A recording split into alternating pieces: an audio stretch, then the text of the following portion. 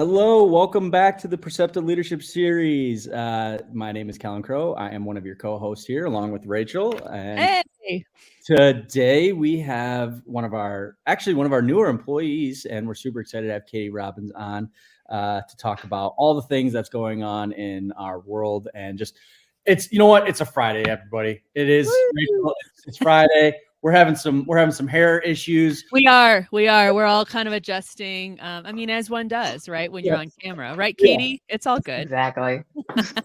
We're having something happened with the technology before we got started. I don't know. It's Friday, you guys. Bear with us. But it's like the computers know it's Friday too. Yeah. It's like hours before we're done here. So thank you to everyone who continues to watch the Perceptive Leadership Series. We're very excited to have you along on the journey with us.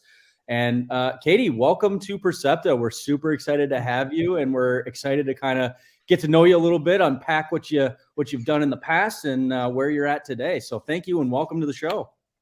Awesome. Thanks for having me on. This is really exciting. Yes. We try.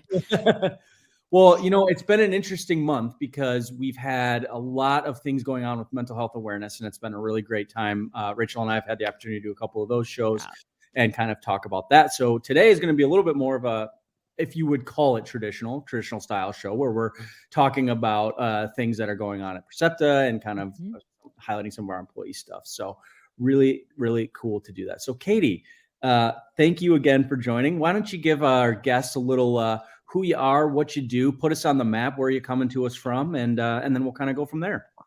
Sure. So yeah, my name's Katie Robbins. I'm now in week 3 of my new hire onboarding experience.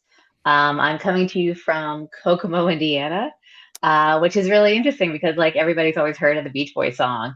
But Kokomo is a fake island, but a real town in Indiana.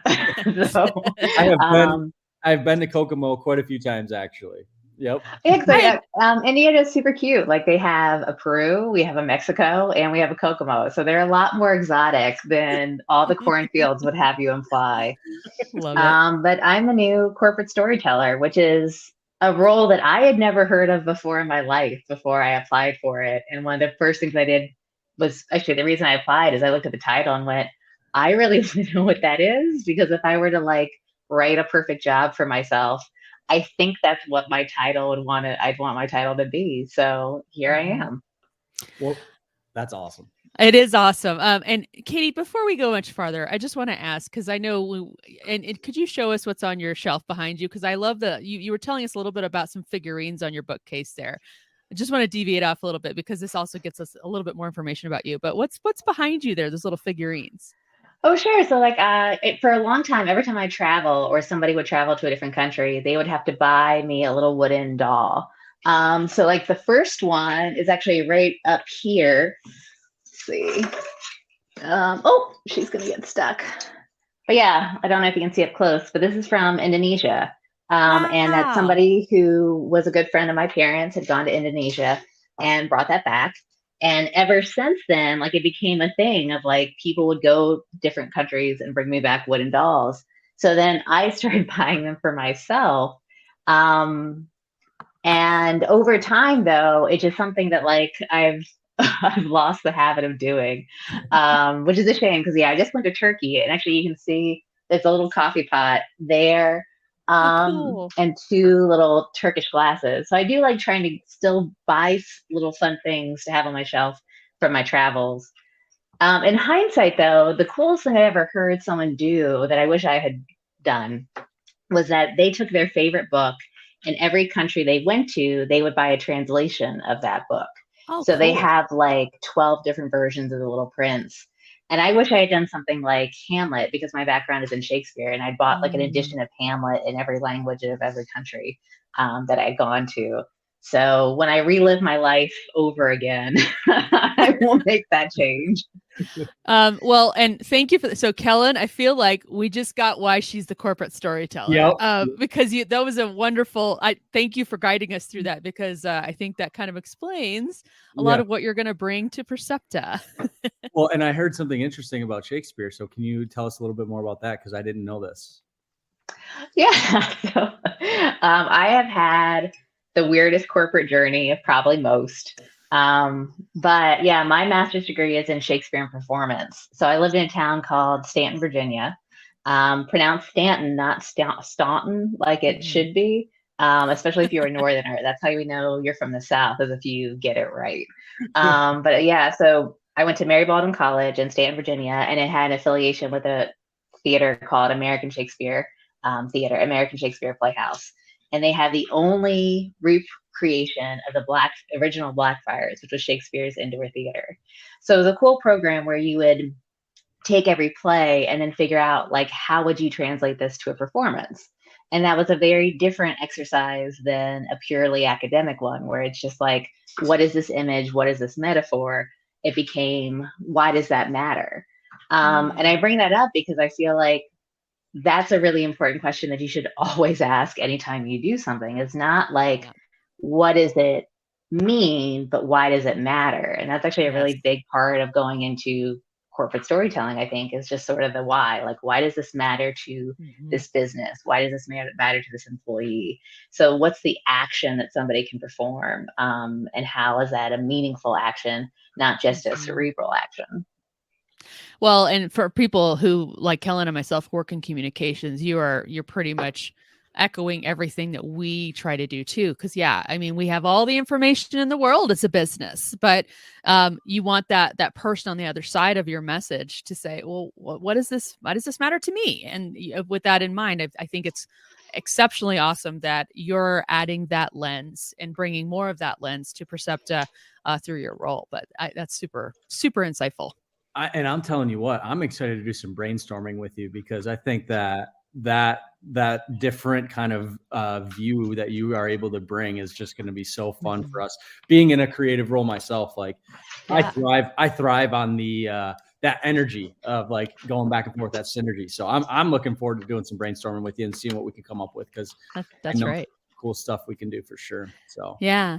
And I want to ask Katie, so when we're talking about a corporate storyteller, and you're going to bring this to Percepta, tell us what that looks like. Cause I have a feeling you mentioned that maybe that was the first time you'd heard that title.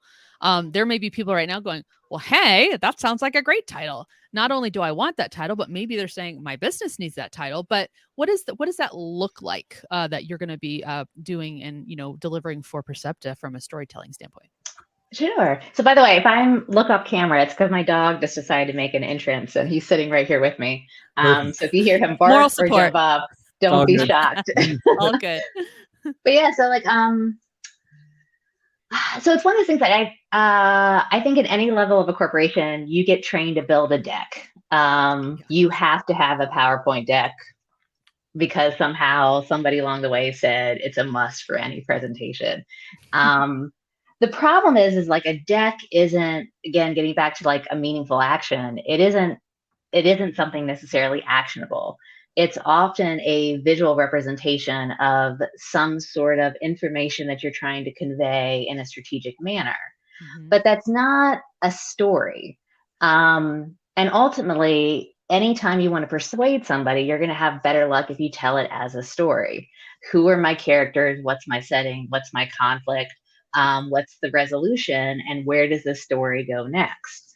If you want to get into a really fun place about it, there's hero journeys. Hero journeys are really all about the internal lack and the external lack. So every hero in every story is searching for the thing that they lack. And that takes you through 12 stages. It's not then coincidence that AA has 12 stages and that every story can break down to 12 stages. And that gets back to Hero Myth Quest. But where I'm going with this is that, like, even when I used to teach literature to adult degree students, I always taught Hero Quest, because if you're a nurse, you're on a journey.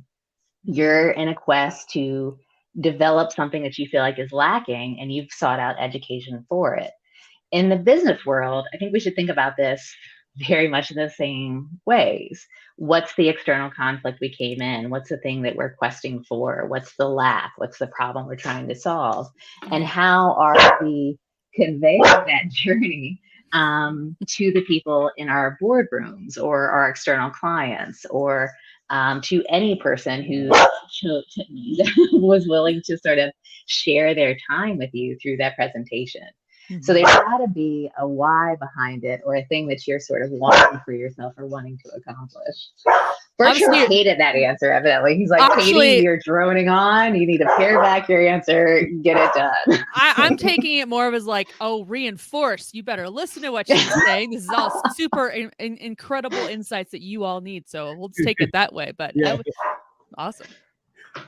Well, I mean, I'm gonna break my neck nodding along. I know, because it's like such a cool thing, and it's unique in a very awesome way. And I feel like this is setting us up to have a really, really cool opportunity to tell Percepta's story, which is something that Rachel and I have been saying we need to work on. So this is really, really awesome. And I'm selfishly so excited to work with you. Like, I can't wait to pick your brain and get some ideas of stuff, because it sounds really, really great. And I'm looking forward to it. Yeah. The joke I always tell is like, I don't feel like I'm a necessarily creative person. Like, if you sat me down and were like, write me an original story, I'd be like, no, I don't do that kind of thing. I'd ask ChatGPT to take a Dr. Seuss concept and churn one out for me, and it would probably do a better job. But I was always better at like recognizing and harvesting what makes other people's stories, and what you can't possibly make up, what's too good to be true. In my previous life as an instructional designer, one of my big jobs was needs assessment. And so we'd have a new client, they would send me to the site, and for like 2 days, I would talk to like everybody, like anybody who was willing to tell me about what was working, what was not working, what they wanted to see done, what are their hopes and dreams. If they let me listen to calls, even better. Listening to the calls is the coolest thing you can do, because customers have amazing stories. And so I got really good at like, how do you listen for themes? What themes align? What themes diverge? The aligned themes tell you a lot about that company. The divergent themes tell you a lot about that company. Yeah. And so I really love just getting a chance to be honored with other people's stories that they trusted me enough to tell them to me. And then I could recognize, wow, to take those stories and translate them back to a client and say, here's what's going on, and here's the thing that you need to know. And we can spin that into like business numbers and business cases and ROIs and all those kinds of things. But it takes sort of that translation of this narrative that you trusted me with, that you're honoring me with. And it's my job to then do something with this and become an advocate for you and translate this to somebody who could actually make a decision or make a change based on that information. Something you're saying that I think is the through line through all this, you're talking about people. And I we're a business. We all work in communications, in our roles about a business, and people are certainly involved. It can be super easy, particularly for a company like Percepta, where we meet clients' needs. Like, we provide services that help clients. And it can be super easy to fall into, oh, well, I need to be super corporate-y and it's all just numbers. But it sounds like, and you can confirm this if this is correct, there's a whole lot of humanity in what you're developing from a business standpoint. Numbers are totally relevant, but you have to remember the person or people on the other side of that message, right? That they have pain points, they have struggles. And I love that you also really focused on how important listening is. Which that we can't really do our job if we're not listening and have empathy. Kellen, I don't know what you think about it too, because that's mind-boggling to me. So two things, and not to like backtrack, but I did have something I want to say. But yes, listening is, there's a really good book about that right now that I just finished reading, The Magic of Thinking Big, and it's so important to. You can't tell a story if you don't know what you're trying to tell. So listening is so critical in that, and especially here, and coming into a business like Percepta where there's a lot going on, it's going to be super crucial, and it's great. Mm-hmm. And then also, not to like totally just challenge you on this call, but I would be willing to say that I think that you're extremely creative. I'm reading a book right now called The Secret of the Highly Creative Thinker, and in that book, it's a great book. Go read it. Definitely check it out. It's really great. But they talk about how creative thinkers know how to make connections, and that what you're doing with your experience in Shakespeare and bringing it into a corporate world, is just the ultimate connection to be able to be creative. So I am saying that you are creative, and I see it in you, and I don't care what you say. The gavel has struck. If you want, Louis, I can even tie these two things together for you if as best I can. But there's a difference, especially when you're doing call center training, between like empathy and empathetic listening. And that one's a really key thing to train agents in.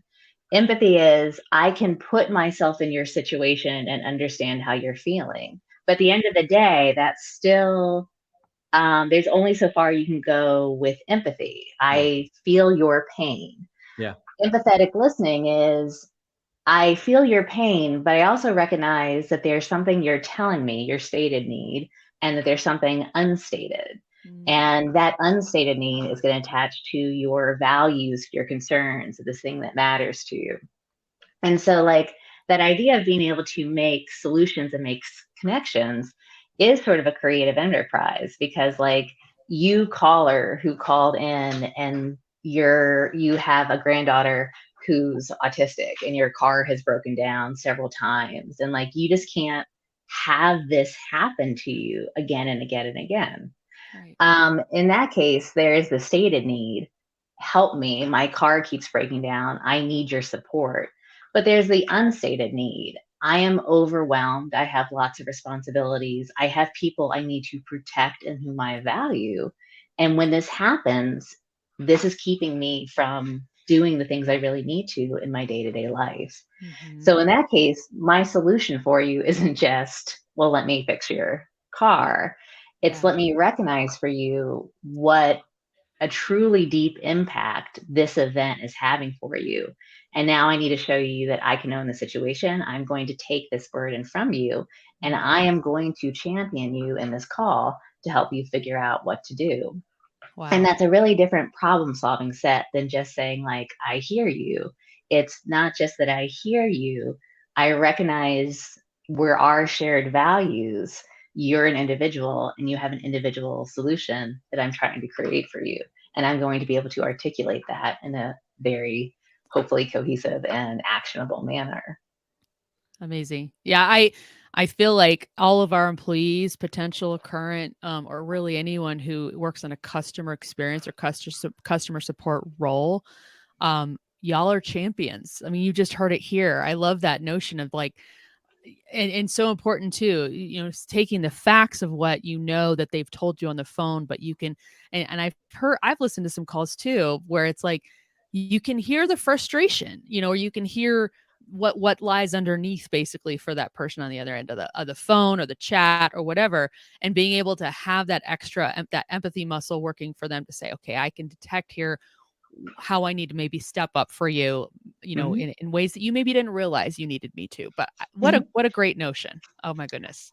Yeah, I adore agents. I think it's one of the hardest jobs in the world, like because there's a lot of things I think most of us take for granted. When you're an agent, there's every moment is accounted for. There's going to be somebody listening to you on a regular basis. There's tons of people evaluating you. There's the manager who might listen to your call, the QA, the customer. So there's a lot of people who are holding you responsible, and that they can still get on a call and treat every person like an individual, call after call after call, is an incredibly beautiful, amazing thing. And I don't think we give agents really enough praise for how elegant they often find solutions, how continually they're fighting for a company and for a client and customer and for our clients, and like they just do amazing things, and we couldn't be here without them. Right. Yeah, that's a really good point, and I totally agree with that. It's you have to put on your face, and you have to really figure out how to solve those problems and do it in a pretty quick manner, you know. So definitely agree with that. Absolutely. Nice. Well, cool, Katie. Well, as you're getting going in Percepta too, and I know, we're super excited to talk to you today. And really, this is kind of kicking off, just for anyone who is at Percepta and maybe isn't familiar with you yet, but getting to know kind of what you're delivering for us. Been really awesome to kind of learn more about you. And obviously the expertise you bring and also your career journey too. I think that'll be something cool to dig into as well. We all have such unique journeys. We're our own heroes in our journeys, right? In our stories, we're on a quest for something. And I think Percepta is just really excited that we found you and that you found us, and that now we're going to be doing some amazing messaging and storytelling from the corporate and executive standpoint. And like I said, or like Kellen said, rather, credit where credit is due, where it's like we're my team, I know, is super excited to be working alongside you as well. So this is amazing. And I'd like to say too, like, be prepared to come back, because we want to dig into more of that you're doing, and you bring a very good value here to the show. So we would definitely like to have you back on again in the near future and just continue the conversation, because your perspective is really, really great, and I'm excited to dig in and work with you for sure. And your dog is welcome back too. Yeah, of course, anytime. He's here getting his neck pet. He's like hunched his neck over, and he's getting a really good pet. I'll bring mine next time, and we can have a party. That's right. The hero has found what they were looking for. They got the neck rub. Well, thank you, Katie, so much for jumping on, dropping some knowledge bombs on us today. Really appreciate that. And we are looking forward to having you on again and working with you in the background until then. And yeah, we just really appreciative of you coming on today. So thank you very much. And for everyone that's continued to watch and support us, thank you very much. We always appreciate it. If you have any questions for Katie, drop them down in the comments below. We'll tag everyone on here. And we'll be back soon. We have more come in the Percepta Leadership Series. So thank you all, and hope everyone has a good weekend. Yes, have a great weekend. And Katie, again, echoing Helen, thanks so much for joining us. Yes. Oh, no problem. Thank you for having me. This was a ton of fun. All right. Well, thanks.